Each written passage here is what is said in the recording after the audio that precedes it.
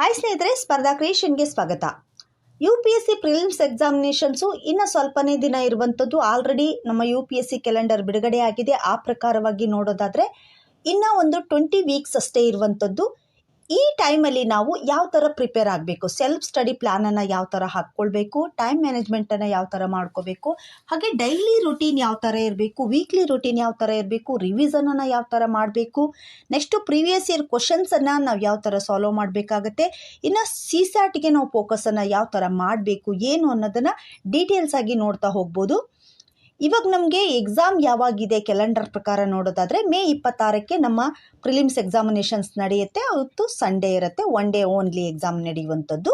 ಅಲ್ಲಿ 2 ಪೇಪರ್ ಇರುತ್ತೆ, ಎಲ್ಲರಿಗೂ ಗೊತ್ತಿರೋ ಹಾಗೆ GS ಪೇಪರ್ ಒಂದಿರುತ್ತೆ, ಇನ್ನೊಂದು CSAT ಪೇಪರ್ ಇರುತ್ತೆ. ಇನ್ನು ಅಪ್ಲಿಕೇಶನ್ ಹಾಕುವಂಥ ಟೈಮ್ ಯಾವಾಗ ಅಂತಂದರೆ ಫೆಬ್ರವರಿ 14ಕ್ಕೆ ನಿಮ್ಮ ಅಪ್ಲಿಕೇಶನ್ ಸ್ಟಾರ್ಟ್ ಆಗುತ್ತೆ. ಮಾರ್ಚ್ 5ನೇ ತಾರೀಕಿನವರೆಗೆ ಹಾಕ್ಬೋದು.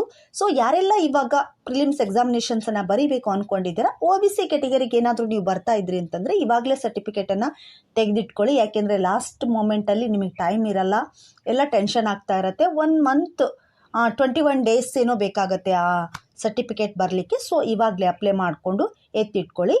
ಎಲ್ಲ ಸಾಮಾನ್ಯವಾಗಿ ಅಪ್ಲಿಕೇಶನ್ ಹಾಕಲಿಕ್ಕೆ ಏನೇನು ಬೇಕು ಡಾಕ್ಯುಮೆಂಟ್ಸು ಎಲ್ಲವನ್ನು ಕೂಡ ಇವಾಗಲೇ ರೆಡಿ ಮಾಡಿ ಇಟ್ಕೊಂಡ್ರೆ ಬೆಟರ್. ಯಾಕೆಂದರೆ ಲಾಸ್ಟ್ ಮೂಮೆಂಟಲ್ಲಿ ನಿಮಗೆ ಟೈಮ್ ಸಾಕಾಗಲ್ಲ ಅನ್ನುವಂಥದ್ದು. ಲಾಸ್ಟ್ ಮೂಮೆಂಟಲ್ಲಿ ನಮ್ಮ ಪ್ಲ್ಯಾನ್ ಯಾವ ಥರ ಇರಬೇಕು ಅಂತ ಹೇಳಿದರೆ ಎಲ್ಲ ಸಬ್ಜೆಕ್ಟಿಗೂ ಕೂಡ ಅಂದರೆ ಸ್ಟಾಟಿಕ್ ಪೋರ್ಷನ್ಸ್ಗೆ, ಕರೆಂಟ್ ಅಫೇರ್ಸ್ಗೆ ಮತ್ತು CSATಗೆ ಎಲ್ಲದಕ್ಕೂ ಕೂಡ ಕರೆಕ್ಟಾಗಿ ಟೈಮನ್ನು ಕೊಟ್ಬಿಟ್ಟು ಒಂದು ಪ್ಲ್ಯಾನನ್ನು ರೆಡಿ ಮಾಡ್ಕೋಬೇಕು. ಆ ಪ್ಲ್ಯಾನು ಕನ್ಸಿಸ್ಟೆಂಟಿಯಾಗಿ ಮೂವ್ ಆಗ್ತಾ ಇರಬೇಕು, ರೈಟ್ ಡೈರೆಕ್ಷನಲ್ಲಿ ಮೂವ್ ಆಗ್ತಾ ಇರಬೇಕು. ಅದಕ್ಕೆ ಸರಿಯಾದಂಥ ಫೀಡ್ಬ್ಯಾಕನ್ನು ಕೂಡ ತೆಗೆದುಕೊಳ್ತಾ ಇರಬೇಕು. ಇಷ್ಟನ್ನು ನೀವು ಮೈಂಡಲ್ಲಿ ಇಟ್ಕೊಂಡ್ಬಿಟ್ಟು ಲಾಸ್ಟ್ ಟೈಮಲ್ಲಿ ಸ್ಟಡಿ ಮಾಡ್ತಾ ಹೋಗಬೇಕಾಗತ್ತೆ. ನಿಮ್ಮ ಸ್ಟಡಿ ಪ್ಲ್ಯಾನಲ್ಲಿ ಏನೆಲ್ಲ ಇರಬೇಕು ಅಂತಂದರೆ ಟೈಮ್ ಮ್ಯಾನೇಜ್ಮೆಂಟ್ ತುಂಬಾ ಇಂಪಾರ್ಟೆಂಟು. ಕಮ್ಮಿ ಟೈಮ್ ಇದೆ, ಓನ್ಲಿ 20 ವೀಕ್ಸ್ ಇರೋದ್ರಿಂದ ಆ ವೀಕಲ್ಲಿ 20 ವೀಕ್ಸಲ್ಲಿ ನೀವು ಎಲ್ಲ ಸಬ್ಜೆಕ್ಟಿಗೂ ಕೂಡ ಕರೆಕ್ಟಾದಂಥ ಟೈಮ್ ಮ್ಯಾನೇಜ್ಮೆಂಟನ್ನು ಮಾಡ್ಕೋಬೇಕು. ಡೈಲಿ ಶೆಡ್ಯೂಲನ್ನು ಯಾವ ಥರ ಹಾಕ್ಕೊಳ್ಬೇಕು ಅಂತ ನೋಡ್ಕೋಬೇಕು. ವೀಕ್ಲಿ ಶೆಡ್ಯೂಲ್ಗೆ ನೀವು ಇಂಪಾರ್ಟೆನ್ಸನ್ನು ಕೊಡಬೇಕು. ಹಾಗೆ ಇವೆಲ್ಲವನ್ನು ಕೂಡ ಕನ್ಸಿಸ್ಟೆಂಟಿಯಾಗಿ ಫಾಲೋ ಮಾಡ್ತಾ ಹೋಗಬೇಕು. ಪ್ರೀವಿಯಸ್ ಇಯರ್ ಕ್ವಶನ್ಸ್ ಪೇಪರನ್ನು ಮಸ್ಟ್ ಆ್ಯಂಡ್ ಶುಡ್ ಆಗಿ ಬಿಡಿಸ್ಬೇಕು. ಇದೆಲ್ಲದಕ್ಕೆ ಬೇಕಾಗಿರುವಂಥದ್ದು ನೀವೇನು ಮಿಸ್ಟೇಕ್ಸ್ ಮಾಡ್ತಾ ಇದ್ದೀರಾ, ನೀವು ಯಾವ ಥರ ಇನ್ನು ಮಾಡಬೇಕಾಗತ್ತೆ ಅನ್ನೋದಕ್ಕೆ ಫೀಡ್ಬ್ಯಾಕ್ ಕೂಡ ಇಂಪಾರ್ಟೆಂಟು. ಇವಿಷ್ಟನ್ನು ನೀವು ನಿಮ್ಮ ಸ್ಟಡಿ ಪ್ಲ್ಯಾನಲ್ಲಿ ಇರಲೇಬೇಕು. ನಿಮ್ಮ ಟೈಮ್ ಮ್ಯಾನೇಜ್ಮೆಂಟ್ ಯಾವ ಥರ ಇರಬೇಕು ಅಂತಂದರೆ ಅಟ್ಲೀಸ್ಟ್ ನೀವು 9 ಅವರ್ಸ್ ಆದರೂ ಪ್ರತಿನಿತ್ಯ ಓದಲೇಬೇಕಾಗತ್ತೆ. ಈಗ ಆಲ್ರೆಡಿ ಮುಗಿಸಿರ್ತೀರ, ಬಟ್ ಇವಾಗ ಇರೋವಂಥದ್ದು ಟೈಮಲ್ಲಿ ನೀವು 9 ಅವರ್ಸ್ ಪ್ರತಿನಿತ್ಯ ನೀವು ಒಂದು 9 ಅವರ್ಸ್ ಆದರೂ ಓದಲೇಬೇಕು. 3+3+3 ಈ ರೂಲ್ಸನ್ನು ಫಾಲೋ ಮಾಡಲೇಬೇಕಾಗತ್ತೆ. ಇಲ್ಲಿ ನೀವು ಮಾಡಬೇಕಾಗಿರುವಂಥದ್ದು ಪ್ರಿಲಿಮ್ಸ್ಗೆ ಬೇಕಾದಂಥ ಸಬ್ಜೆಕ್ಟ್ಗಳು ಯಾವ್ಯಾವಿದ್ದಾವೆ ಫಸ್ಟ್ ಅದನ್ನು ನೋಡ್ಕೋಬೇಕು.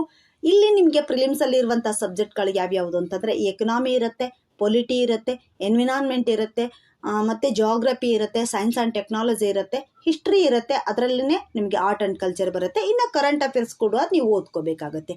ಇದಿಷ್ಟನ್ನು ಜೊತೆಗೆ CSAT ಕೂಡ ಇರುತ್ತೆ. ಇಷ್ಟಕ್ಕೆ ಸರಿಯಾಗಿ ನೀವು ಟೈಮ್ ಮ್ಯಾನೇಜ್ಮೆಂಟನ್ನು ಮಾಡ್ಕೋಬೇಕು. ಇದು ಡೈಲಿ ಎಷ್ಟು ದಿನಗಳು ಬರುತ್ತೆ, ಒಂದು ಸಬ್ಜೆಕ್ಟ್ಗಳಿಗೆ ಎಷ್ಟೆಷ್ಟು ದಿನಗಳು ನಾವು ಬೇಕಾಗುತ್ತೆ ಅನ್ನುವಂಥ ಒಂದು ರುಟೀನನ್ನು ನೀವು ಫಾಲೋ ಮಾಡಬೇಕಾಗತ್ತೆ. ವೀಕ್ಲಿ ರಿವಿಸನನ್ನು ಇಟ್ಕೋಬೇಕು. ಇಲ್ಲಿ ಪ್ರಿವಿಯಸ್ ಇಯರ್ ಕ್ವಶನ್ ಪೇಪರನ್ನು ಬಿಡಿಸ್ತಾ ಇರಬೇಕು. ನೆಕ್ಸ್ಟ್ ರಿವಿಸನ್ ಕೂಡ ತುಂಬ ಇಂಪಾರ್ಟೆಂಟು. ಯಾಕೆಂದರೆ ಓದ್ತಾ ಸುಮ್ಮನೆ ಹೋದ್ರಿ ಅಂತಂದರೆ ನೋ ಯೂಸ್. ಸೊ ಅದಕ್ಕೆ ಕರೆಕ್ಟಾಗಿ ನಾವೇನು ಮಾಡಬೇಕು, ರಿವಿಸನನ್ನು ಕರೆಕ್ಟಾಗಿ ಇಟ್ಕೊಂಡ್ವಿ ಅಂದರೆ ಖಂಡಿತ ಯೂಸ್ಫುಲ್ ಆಗುತ್ತೆ. ಇನ್ನು ಮಂತ್ಲಿ 1 ಮಂತ್ ಆದ ತಕ್ಷಣ ನೀವೇನು ಮಾಡಬೇಕು, ಏನೇನು ನಾವು ಮಾಡಿದರೆ ಬೆಟರ್, ನಿಮ್ಮಲ್ಲಿ ಏನೇನು ಇಂಪ್ರೂವ್ಮೆಂಟ್ ಆಗಿದೆ ಅನ್ನೋದು ಗೊತ್ತಾಗ್ತಾ ಹೋಗುತ್ತೆ. ಸೊ ಇಷ್ಟೆಲ್ಲ ಮಾಡಬೇಕಾಗತ್ತೆ. ಇನ್ನು ಪ್ರೀವಿಯಸ್ ಇಯರ್ ಕ್ವಶನ್ಗೆ ಬಂದರೆ ಒಂದು 10 ಇಯರ್ಸ್ ಕ್ವಶನ್ ಪೇಪರ್ನಾದರೂ ನೀವು ಮಸ್ಟ್ ಆ್ಯಂಡ್ ಶುಡ್ ಆಗಿ ಸಾಲ್ವ್ ಮಾಡಲೇಬೇಕಾಗತ್ತೆ. ಅದು ಟೈಮ್ ಹಚ್ಕೊಂಡು ಬಿಟ್ಟು ಬಿಡಿಸ್ತಾ ಹೋಗಿ. ಇನ್ನು ಮಾಡೆಲ್ ಕ್ವಶನ್ ಪೇಪರನ್ನು ಬಿಡಿಸ್ತಾ ಹೋಗಿ. ಇದು ಆನ್ಲೈನಲ್ಲೂ ಸಿಗುತ್ತೆ ಅಥವಾ ಆಫ್ಲೈನಲ್ಲೂ ಸಿಗುತ್ತೆ, ನಿಮಗೆ ಯಾವ ಥರ ಬೇಕೋ ಆ ಥರ ನೀವು ಮಾಡೆಲ್ ಕ್ವಶನ್ ಪೇಪರನ್ನು ಕೂಡ ಬಿಡಿಸ್ತಾ ಹೋಗಿ. ಇನ್ನು ಟೆಸ್ಟ್ ಸೀರೀಸನ್ನು ಕೊಡ್ತಾ ಇರುವಂಥದ್ದು, ಟೆಸ್ಟ್ ಸೀರೀಸನ್ನು ಮಸ್ಟ್ ಆ್ಯಂಡ್ ಶುಡ್ ಆಗಿ ಫಾಲೋ ಮಾಡಲೇಬೇಕು.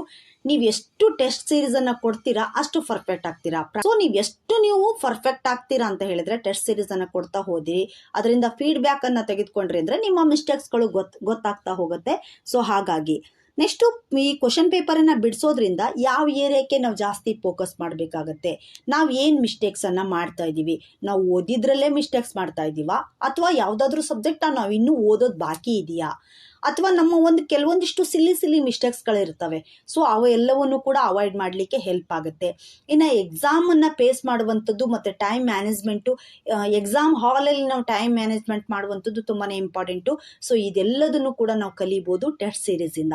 ಟೆಸ್ಟ್ ಸೀರೀಸ್ ತುಂಬಾ ಇಂಪಾರ್ಟೆಂಟ್ ಆಗುತ್ತೆ. ನೀವು ಎಷ್ಟು ಇಲ್ಲಿವರೆಗೂ ಓದಿರ್ತೀರೋ ಅದರದ್ದಷ್ಟೇ ವ್ಯಾಲ್ಯೂ ಇರುವಂಥದ್ದು ಟೆಸ್ಟ್ ಸೀರೀಸ್ ಆಗಿರುತ್ತೆ. ಸೊ ಹಾಗಾಗಿ ಟೆಸ್ಟ್ ಸೀರೀಸ್ಗೆ ನೀವು ತುಂಬ ಇಂಪಾರ್ಟೆನ್ಸನ್ನು ಕೊಡಬೇಕು. ಹಾಗೆ ಫೀಡ್ಬ್ಯಾಕನ್ನು ತೆಗೆದುಕೊಳ್ಳುವಂಥ ವ್ಯವಸ್ಥೆಯನ್ನು ಮಾಡ್ಕೊಳ್ಳಿ. ಯಾವುದೇ ಟೆಸ್ಟ್ ಸೀರೀಸನ್ನು ನೀವು ಅಮೌಂಟಿಗೆ ಏನಾದರೂ ತೆಗೆದುಕೊಂಡ್ರಿ ಅಂದರೆ ಅದಕ್ಕೆ ಫೀಡ್ಬ್ಯಾಕ್ ಕೊಡ್ತಾ ಇರ್ತಾರೆ. ಸೊ ಆ ಫೀಡ್ಬ್ಯಾಕ್ ನಿಮಗೆ ತುಂಬಾ ಹೆಲ್ಪ್ ಆಗುತ್ತೆ. ಸೊ ಈ ಥರ ನೀವು ಮಾಡ್ತಾ ಹೋಗಬೇಕಾಗತ್ತೆ. ಇನ್ನು ಸಬ್ಜೆಕ್ಟ್ಗಳನ್ನು ನಾವು ಯಾವ ಥರ ಒಡೆದು ಹಾಕ್ಕೋಬೋದು ಅಂತ ಹೇಳಿದರೆ, ಇವಾಗ ಜನವರಿ ತಿಂಗಳಿದೆ. ಜನವರಿ, ಫೆಬ್ರವರಿ, ಮಾರ್ಚ್ 15ನೇ ತಾರೀಕಿನ ಒಳಗಡೆ ಆಗಿ ನಿಮ್ಮ ಕಂಪ್ಲೀಟಾಗಿ ಓದಿ ಮುಗಿಸುವಂಥ ವ್ಯವಸ್ಥೆಯನ್ನು ಮಾಡ್ಕೊಳ್ಳಿ. ಅಂದರೆ ಇವಾಗ ಏನೆಲ್ಲ ಓದಿ ಇಟ್ಕೊಂಡಿದ್ದೀರಲ್ಲ ಅದೆಲ್ಲದನ್ನು ಕೂಡ ಡೀಟೇಲ್ಸ್ ಆಗಿ ಓದಿ ಮುಗಿಸ್ಕೊಳ್ಳಿ. ನೀವು ಶಾರ್ಟ್ ನೋಟ್ಸ್ ಮಾಡ್ಕೊಂಡಿದ್ರೆ ಆ ನೋಟ್ಸ್ ಕೂಡ ಆಯಿತು, ಅಥವಾ ನೀವು ಬೇರೆ ನೋಟ್ಸನ್ನೇ ಮಾಡಿದ್ರಿ ಅಂದ್ರೂ ಓಕೆ, ಅದು ಆಯಿತು. ಅಥವಾ ಬುಕ್ಸ್ಗಳು ಯಾವ್ಯಾವ ಇದ್ದಾವೆ ಅವೆಲ್ಲವನ್ನು ಕೂಡ ಓದಿ ಒಂದು ರೌಂಡ್ ಕಂಪ್ಲೀಟಾಗಿ ಮುಗಿಸ್ಕೋಬೇಕಾಗತ್ತೆ ಮಾರ್ಚ್ 15ನೇ ತಾರೀಕಿನ ಒಳಗಡೆ ಆಗಿ. ಇದ್ರ ಜೊತೆಗೆ CSAT ಪೇಪರಿಗೆ ಸಂಬಂಧಪಟ್ಟಾಗೆ ಒಂದು 5 ವರ್ಷದ ಕ್ವಶನ್ ಪೇಪರನ್ನು ನೀವು ಬಿಡಿಸ್ಲೇಬೇಕು. ಅದು ಟೈಮ್ ಹಚ್ಕೊಂಡು ಬಿಡಿಸಿ. ಅದರಲ್ಲಿ ನೀವು ಯಾವ ಏರಿಯಾದಲ್ಲಿ ವೀಕ್ ಇದ್ದೀರಾ ಅಂತ ಕಂಡು ಹಿಡ್ಕೊಳ್ಳಿ. ಅಥವಾ ನಿಮಗೆ ಒಳ್ಳೆ ಮಾರ್ಕ್ಸ್ ಬರ್ತಾ ಇದೆ, ಇವಾಗ 2022 ಅಥವಾ 21 ಕ್ವಶನ್ ಪೇಪರನ್ನು CSAT ಬಿಡಿಸಿದ್ರಿ ಅಂತ ಅಂದಾಗ ನಿಮ್ಗೇನಾದರೂ 100 ಅಬೌವ್ ಮಾರ್ಕ್ಸ್ ಬರ್ತಾ ಇದೆ ಅಂತಂದರೆ ಡೋಂಟ್ ವರಿ, ನೀವು CSATನ್ನು ಆರಾಮಾಗಿ ಪಾಸ್ ಆಗ್ತೀರಾ. ಇನ್ ಕೇಸ್ ಕಮ್ಮಿ ಬೀಳ್ತಾ ಇದೆ ಅಂತಂದರೆ ಕ್ವಾಲಿಫೈಯಿಂಗ್ ಪೇಪರ್ ಆಗಿದೆ, ಅದು ಒಂದು 70 ಮಾರ್ಕ್ಸ್ ಆದರೂ ನಿಮಗೆ ಬರೋ ಥರ ನೀವು ಇಟ್ಕೋಬೇಕಾಗತ್ತೆ. ಅಂದರೆ ನೀವು ಇಲ್ಲಿ ಪ್ರಾಕ್ಟೀಸ್ ಮಾಡುವಾಗ 90 ಅಬೌವ್ ಅಥವಾ 100 ನಿಯರ್ ನಿಮಗೇನಾದರೂ ಮಾರ್ಕ್ಸ್ ಬೀಳ್ತಾ ಇದ್ದೇವೆ ಅಂತಂದರೆ ಓಕೆ, ನೀವು ಅಲ್ಲೇ ಆರಾಮಾಗಿ ಗೆಟ್ ಆಗ್ತೀರಾ. ಸೊ ಆ ಥರ ನೋಡ್ಕೊಳ್ಳಿ. ಒಂದು 5 ವರ್ಷದ ಕ್ವಶನ್ ಪೇಪರ್ 2019, 20, 21, 22, 23 ಈ ಒಂದು 5 ವರ್ಷದ ಕ್ವಶನ್ ಪೇಪರನ್ನು ಸಾಲ್ವ್ ಮಾಡ್ಕೊಳ್ಳಿ. ಇದರಲ್ಲಿ ನಿಮಗೆ ಒಳ್ಳೆ ಮಾರ್ಕ್ಸ್ ಬರ್ತಾ ಇದೆ ಅಂತಂದರೆ CSATಗೆ ಮೇನ್ ಆಗಿ ಯಾವುದಾದ್ರೂ ಟೆಸ್ಟ್ ಸೀರೀಸನ್ನು ಕೊಟ್ಟರೆ ಸಾಕಾಗುತ್ತೆ. ಓಲ್ಡ್ ಕ್ವಶನ್ ಪೇಪರನ್ನು ಬಿಡಿಸಿದ್ರೆ ಸಾಕಾಗುತ್ತೆ.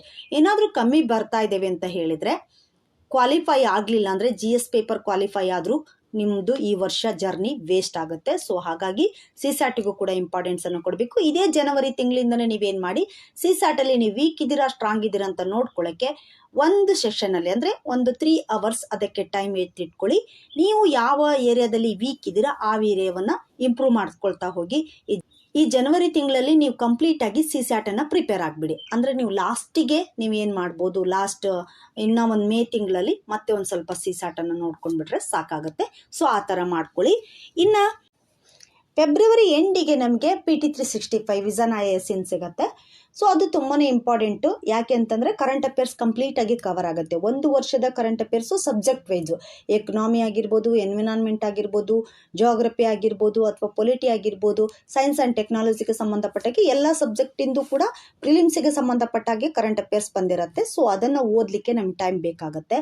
ಹಾಗಾಗಿ ನೀವು ಮಾರ್ಚ್ ತಿಂಗಳ ಒಳಗಡೆ ಆಗಿ ಇವೆಲ್ಲ ಸಬ್ಜೆಕ್ಟನ್ನು ಮುಗಿಸ್ಕೊಂಡ್ರಿಂದ ತುಂಬಾ ಹೆಲ್ಪ್ಫುಲ್. ಇದ್ರ ಜೊತೆಗೆ ನೀವು ಕರೆಂಟ್ ಅಫೇರ್ಸ್ ಜೊತೆಗೆ ಮಾರ್ಚ್ ತಿಂಗಳಲ್ಲಿ ಈ PT 365 ಓದೋದ್ರ ಜೊತೆಗೆ ಮತ್ತೆ ಸಬ್ಜೆಕ್ಟ್ಗಳನ್ನು ಕೂಡ ರಿವಿಷನ್ ಮಾಡ್ತಾ ಹೋಗಬೇಕು. ಇನ್ನು CSATನ್ನು ಕೂಡ ಬಿಡಿಸ್ತಾ ಹೋಗಬೇಕು. ಹಾಗೆ ಮಧ್ಯದಲ್ಲಿ ಟೆಸ್ಟ್ ಸೀರೀಸನ್ನು ಕೊಡ್ತಾ ಹೋಗಬೇಕಾಗತ್ತೆ. ಏಪ್ರಿಲ್ ಫುಲ್ಲು ನೀವೇನು ಮಾಡಿ ಟೆಸ್ಟ್ ಸೀರೀಸನ್ನು ಕೊಡ್ತಾ ಹೋಗಿ. ಟೆಸ್ಟ್ ಸೀರೀಸನ್ನು ಕೊಡೋದ್ರ ಜೊತೆಗೆ ಫೀಡ್ಬ್ಯಾಕನ್ನು ಕೂಡ ತೆಗೆದುಕೊಳ್ತಾ ಹೋಗಿ. ಅದರಿಂದ ನಿಮಗೇನಾಗುತ್ತೆ, ನೀವು ಯಾವ ಏರಿಯಾದಲ್ಲಿ ವೀಕ್ ಇದ್ದೀರಾ ಅದನ್ನು ಸ್ಟ್ರಾಂಗ್ ಮಾಡ್ಕೊಳ್ಳಿಕ್ಕೆ ಹೆಲ್ಪ್ ಆಗುತ್ತೆ. ಇನ್ನು CSATನ್ನು ಕೂಡ ಬಿಡಿಸ್ತಾ ಹೋಗಿ. ಇನ್ನು ಮೇ ತಿಂಗಳಲ್ಲಿ ತುಂಬ ಕೂಲ್ ಆಗಿರಿ. ಯಾವ ಸಬ್ಜೆಕ್ಟನ್ನು ಓದ್ಕೋಬೇಕು ಏನು ಅಂತ ರಿವಿಷನ್ ಮಾಡ್ತಾ ಹೋಗಿ. ತುಂಬ ಇಂಪಾರ್ಟೆಂಟ್ ಏರಿಯಾ ಏನೇನು ಇರುತ್ತಲ್ಲ, ಸೊ ಅವೆಲ್ಲವೂ ಕೂಡ ಒಂದು ರೌಂಡ್ ರಿವಿಷನ್ ಮಾಡ್ತಾ ಹೋಗಿ. ಕೂಲ್ ಆಗಿದ್ಬಿಟ್ಟು ಎಕ್ಸಾಮನ್ನು ಫೇಸ್ ಮಾಡ್ತಾ ಹೋಗಿ. ಖಂಡಿತ ಸಕ್ಸಸ್ಫುಲ್ ಸಿಗುತ್ತೆ. ಇವಾಗ ಯಾರೆಲ್ಲ ಪ್ರಿಲಿಮ್ಸ್ ಎಕ್ಸಾಮಿನೇಷನ್ಸನ್ನು ಬರೀಬೇಕು ಅಂತ ಅಂದ್ಕೊಂಡಿದ್ದೀರಾ ಅಂಥವ್ರಿಗೆ ಖಂಡಿತ ಈ ಪ್ಲ್ಯಾನ್ ವರ್ಕೌಟ್ ಆಗುತ್ತೆ. ಓಕೆನಾ? All the best. ಮತ್ತಷ್ಟು ಮಾಹಿತಿಯೊಂದಿಗೆ ಮುಂದಿನ ವಿಡಿಯೋದಲ್ಲಿ ಸಿಗೋಣ. ಬಾಯ್, ಟೇಕ್ ಕೇರ್.